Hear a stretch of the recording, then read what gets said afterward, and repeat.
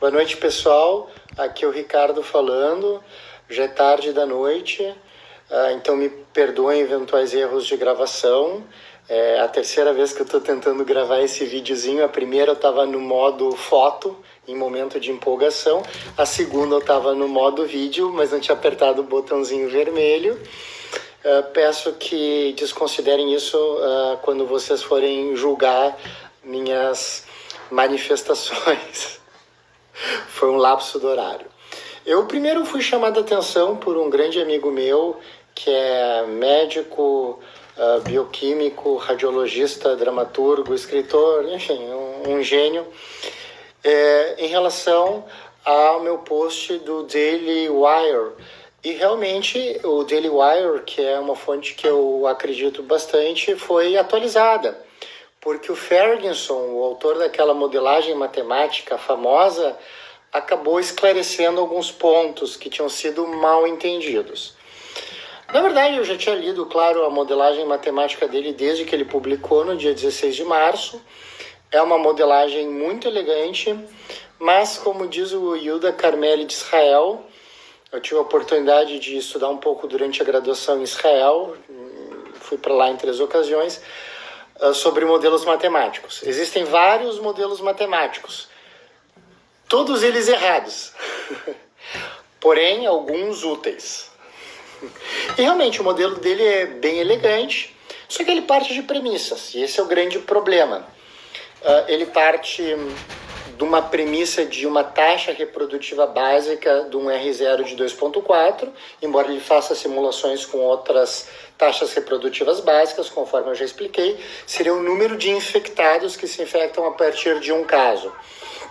E no cenário inglês e no cenário americano, um cenário que a gente sabe é de subtestagem, nem os ingleses nem os americanos foram prodigiosos em relação à testagem, o que está mudando. Agora os Estados Unidos estão começando a testar em massa devido às críticas, mas na época testava só 74 habitantes por milhão. Nesse cenário, ele predisse que em 3 meses se chegaria ao pico da pandemia, e que nesses 3 meses a capacidade de leitos de UTI, se nada fosse feito, ultrapassaria em 30 vezes em número de pacientes o seu máximo. Ou seja, teria 30 vezes mais demanda do que oferta de leitos de UTI. Se a gente considerar a Grã-Bretanha tem menos leitos de UTI por 100 mil habitantes do que o Brasil, em torno de 8, e o Brasil tem em torno de 20.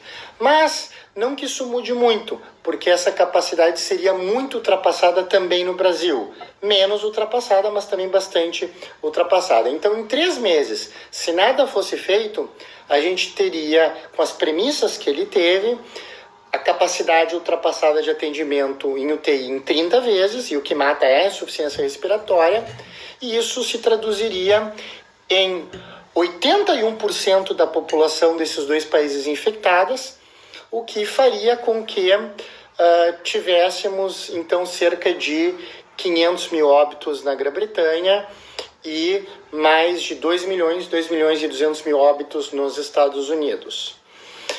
E ele discute como isso poderia ser prevenido. Ele revisa a diferença entre supressão e mitigação. Supressão é quando a gente toma medidas extremas para reduzir o R0 a menos de 1.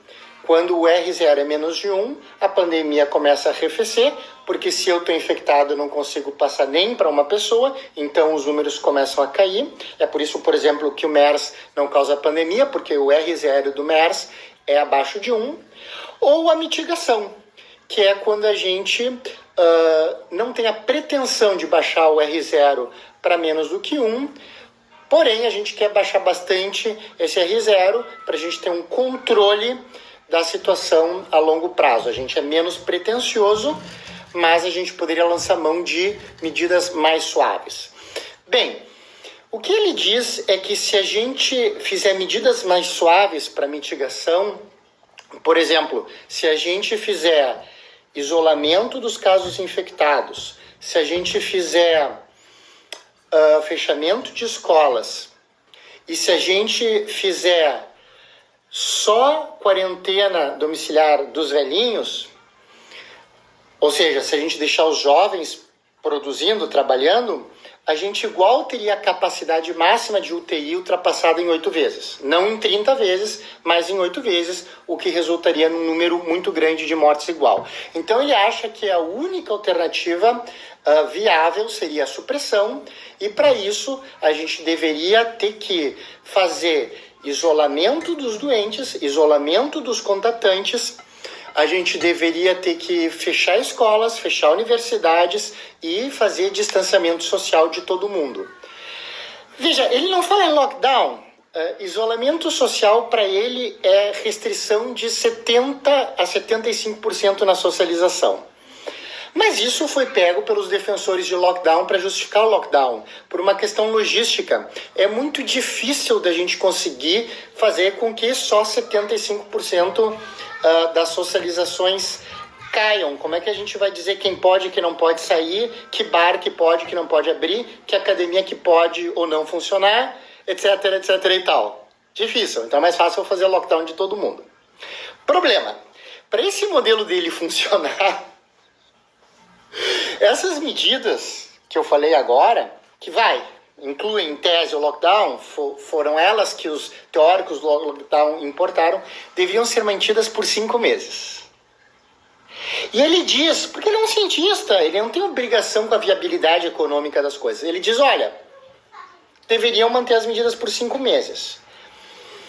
Eu não sei que economia suportaria isso por 5 meses, mas ele mesmo oferece soluções logísticas. Ele diz, olha, a gente poderia fazer diferente. A gente poderia condicionar o lockdown, ou ele nem usa o termo, o distanciamento social e as outras medidas, à capacidade de atendimento das UTIs. Por exemplo, se só 50% das UTIs estivessem cheias, todo mundo sai, alivia. Se sobe para 90%, volta todo mundo. Coisa de epidemiologista, né? Porque a gente não é formiga e para fazer isso na prática ia ser uma loucura, né? Sai todo mundo, volta todo mundo, sai todo mundo, volta todo mundo, sai todo mundo, volta todo mundo. Acho que fica bem no papel, fica bem na ciência, mas não na vida real. Então o que eu proponho? O que eu venho propondo desde o início? E eu estou fazendo esse vídeo pelo meu querido amigo com o qual eu fiquei discutindo por telefone até agora. Eu proponho que a gente faça medidas de, em tese, mitigação, certo? Deixe em isolamento, restrição social os idosos ou quem tem fator de risco, mas que a gente coloque na equação, que a gente adicione à equação a testagem. Pessoal, teste rápido custa menos de R$80. Já falei, depende até do quantitativo. Agora eu ouvi a notícia de que a Prefeitura de Florianópolis vai fazer testagem em massa. A gente tem mais de 200 fabricantes no mundo de testes. De novo, cada um garante dezenas de milhares que podem vender por dia. Então, vamos fazer uma estratégia de saída progressiva com base em testagem. O que eu sugiro? Quem tem doença, fica em casa. Contatante de doente, fica em casa até acabar o período de incubação. Tem fator de risco, fica em casa. Mas o Ferguson elegantemente demonstrou que isso não é suficiente. Então vamos adicionar mais coisa na equação para tornar viável do ponto de vista econômico e até melhorar o resultado final. Vamos adicionar testagem. Empresários, financiadores, quem pensa a nossa economia, quem sabe que a nossa roda não pode parar, quem se pergunta quem é John Galt, vamos ajudar a financiar e fazer testagem. De repente, a gente pode fazer vários cenários diferentes. A gente sabe que o IgG, quando detectado no sangue, no teste rápido, é protetor.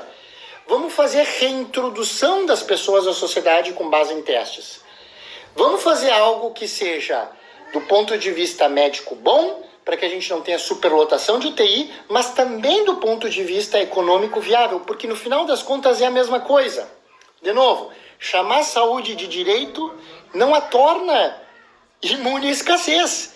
Se quebra a economia, a linha de capacidade de atendimento não se mantém, ela cai.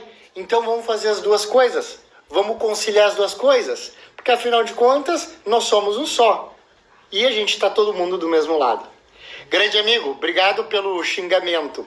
E o erro da reportagem que se corrige é que quando ele muda de 500 mil óbitos para 20 mil, na verdade ele está dizendo que caso tudo desse certo, cairia para 20 mil.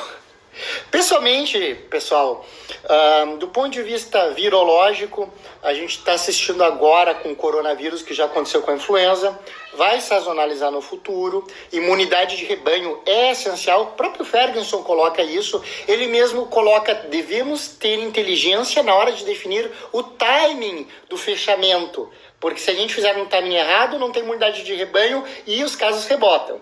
Então, o próprio ideólogo do lockdown, que ele não quer ser ideólogo de nada, já falava na importância da imunidade de rebanho. É que às vezes o técnico se posiciona e o político que defende uma ou outra medida acaba pegando aquilo e transforma o cara no ideólogo de alguma coisa. Ele não é o ideólogo do lockdown, assim como eu não sou o ideólogo de ir pra rua fazer barra. Tá todo mundo do mesmo lado e dá pra gente conciliar tudo com inteligência. E a gente é mais inteligente que o vírus? Espero. Um abraço do coração. Boa saúde para todos. Todos. Eu tô fazendo